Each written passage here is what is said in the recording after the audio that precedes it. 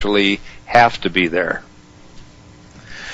Well, that's a good question, and one the military spent 20 years trying to find out, really. I'm different from a lot of remote viewers out there in the fact that I was classically trained in clairvoyance and everything before I actually learned how to remote view, so I knew those skills in advance. But essentially, anyone, it's almost like just being psychic, really. Anyone can be a remote viewer and have an amount of remote viewing ability. Whether or not they'll be what we call a superstar of remote viewing or not is a different matter, because it takes an element of talent, plus I think you have to add to that an element of skill and dedication that people want to put into it to learn over a period of years. But yeah, pretty much anyone can do it. I don't think you need any prerequisite skills in clairvoyance or anything. Okay, so it doesn't really, you don't have to be obviously an astrologer to be part and parcel this. It's not like any of these different skills within all of the psychic phenomena are going to be used against you in the remote viewing. It actually, some of them can enhance, and then some of them really don't come into play. Is that accurate? Yeah, I would say so. I mean, it's individual for each remote viewer, really, but the actual act of remote viewing itself is a combination of, the traditional clairvoyance, clairaudience. As a remote viewer, you see, why it's called controlled remote viewing is because we are in control of the process, the psychic process. So when I'm at a target site, I make up my mind what information I want to have. So I can touch the target, I can taste it, I can smell the target, I can feed around it, I can hear the target. It's real. Yeah, and because I'm in control, I can use any of my normal senses to give me information about a target. So if I'm there and I'm not guessing it, I can say, well, if I taste it, what does it taste like? And then I'll instantly get impressions. Well, we're going to take a quick break, Daz, but when we come back, I would like you to expand on that just a little bit more, because, I'm sitting here thinking on my own, do you need to be a channeler? Do you need to be clairsentient, clairvoyant, and all of these different clairs in order to do this? Yeah. So let's take a couple of minute break, and we'll be right back, everyone.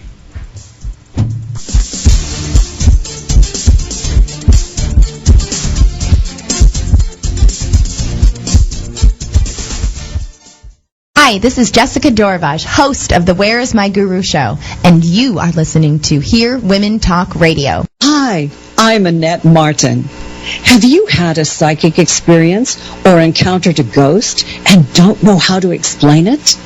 Visit with our exciting guest each week and give us a call on Annette Martin's Psychic World, Wednesdays at 11 a.m. Pacific, 2 p.m. Eastern.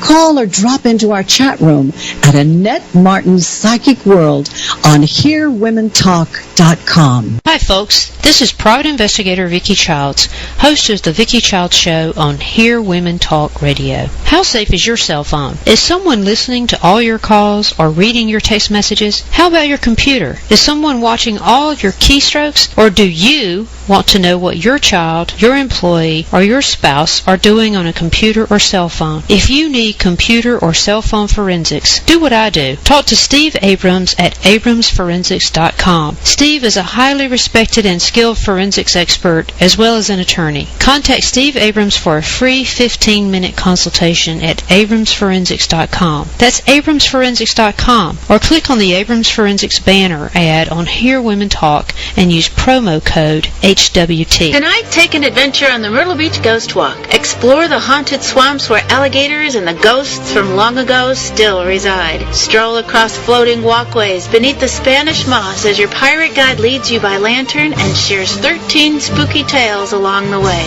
The Ghost Walk departs nightly at dusk, only at Barefoot Landing in North Myrtle Beach, South Carolina. Call 843-361-2700 or visit myrtlebeachghostwalk.com for advance tickets. The Myrtle Beach Ghost Walk. When you're in Myrtle Beach, South Carolina, home of Zeus Broadcast Network and Hear Women Talk, there's a wonderful adventure that you should try.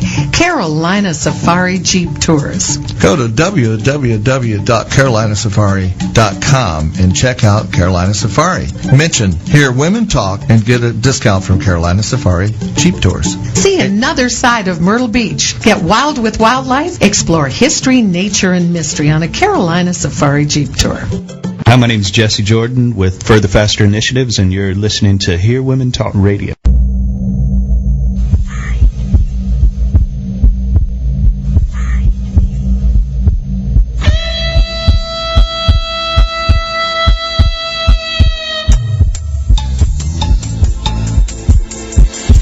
Police Psychics. Findme.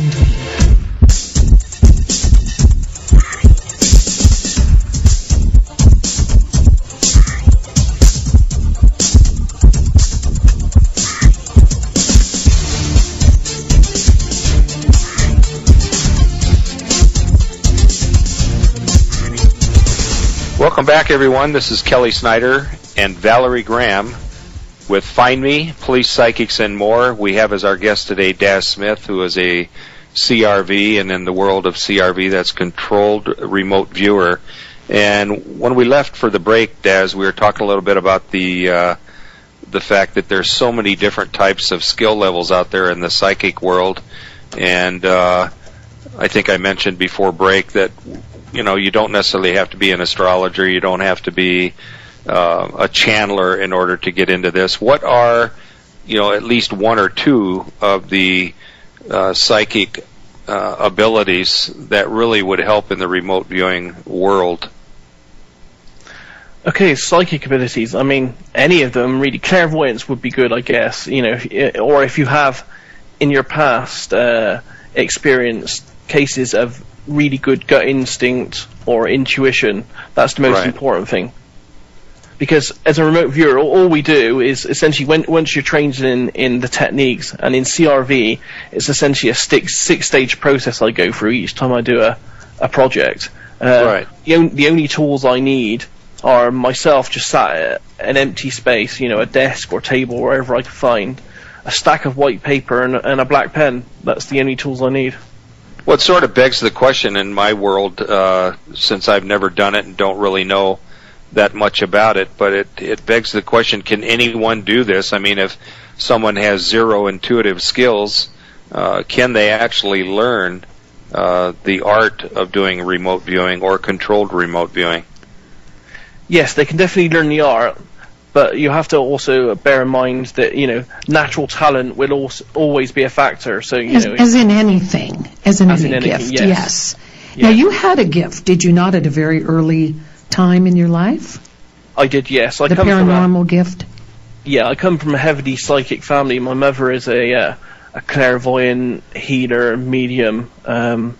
So it's never been a problem within my family growing up. You know, it's always been a natural part of life, and that, you know, that's helped me with. That's quite different, psychic. Kelly. I know we've heard from many who are on the Findme group that they often had a lot of family interference with their gifts, if you will. Yeah, I mean, some of the families weren't as open to it, just because if you're the only child that has this ability, or it somehow got enhanced from the time you were a child, and the father, mother don't understand it or are not a part of it, then, you know, sometimes they want to squash it just so that their friends and neighbors are not looking at them with a jaundiced eye. But in your case, it looks like, you know, you had the perfect setup because of your family being involved in it to some degree. Yeah, I was, you know, I count myself to be a very lucky person within this field, because I don't know anyone that kind of had the background that I did within remote viewing. So for me, you know, I started off at a very early age. From 13 and 14 on up, I was already started to experiment with, you know, things like crystal balls, predicting with tarot cards, that kind of thing. And then from the age of 15 onwards, I trained in clairvoyance and mediumship. But I was always looking for something, you know, bigger and better. I got on with all those classical skills, but they never seemed complete to me, and I was always searching for something else, which I eventually found in 1992 when I stumbled across remote viewing.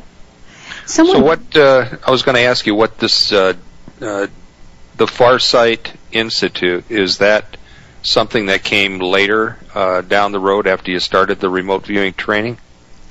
Yeah, I've been working with Courtney Brown, the director of the Farsight Institute, for I think going on 3 years now. I've been remote viewing for 13, so it's a new thing for us, really. And Courtney's been doing these public remote viewing projects that have been going for 3 years now to try to get a bit of publicity out there about the capabilities of remote viewing and what it can do. That kind of brings us to a question from MJ on the chat line, and she asked, where do you see things going psychically? And that you mentioned remote viewing was developed in the 70s, and she wondered if other things are being developed now that most of us haven't even heard about. Of course, most of us haven't even heard about remote viewing until now. I would imagine our audience might say that as well. It's quite shocking what does go on in government, to be honest. I class myself as a bit of an expert on this.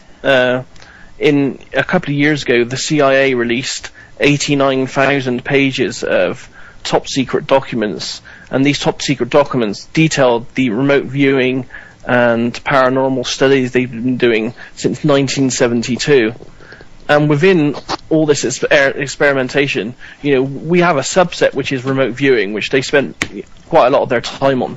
But they also did trial and play around with other techniques like telepathy and psychokinesis, which is moving objects. They were very interested in the capability of having a remote viewer maybe or possibly affecting components, because they knew that you can't move very large things with the human mind, but they did have an opinion. They did trial many different times of maybe a remote viewer or psychic could break a small component in a missile, so then it would go off target. Very fascinating. Well, someone else had asked, sort of on that same kind of topic, Shirley asked if Spock on Star Trek could touch a person's mind and read him. Was that similar to what a remote viewer might be able to do? Yes, in some regards. I mean, there is that we still don't know, even after all this time of 30-odd years of looking at remote viewing, and even more when you look at paranormal phenomena as a whole, we don't know how it works. But the latest theories that are coming out from science in the labs about theories like quantum mechanics and quantum entanglement are starting to show us that there's this very good possibility that everything in the universe is at some level connected. So I'm connected to you, and we're all connected. Within us, we're also connected to stones on Mars and fish at the bottom of the sea. Everything in the universe is connected, and all we have to do as human beings is quiet our mind and just focus on things, and we can instantly get information from anywhere in the universe. What is that? That's based an inspiration. On the? Is that based on the energy theory too? I mean, that everything is made of energy, and connectability is solely based on energy, and you can go from here to Mars totally based on the energy. Isn't that correct? It is, yes, and it's based on quantum mechanics, and they've tested this in the lab, and they have results that show that there's a communication going on with the smallest parts of the universe, quantum, protons, and atoms. They found that if they have two twins, two twin atoms, one on Mars, say, and one here on Earth, if they spin one in a clockwise direction, its brother twin on Mars would instantaneously change direction and spin in the same direction. So what these science experiments are showing us are that particles all over the universe can communicate instantaneously. Space or time doesn't seem to influence this communication, and I think that's what we're using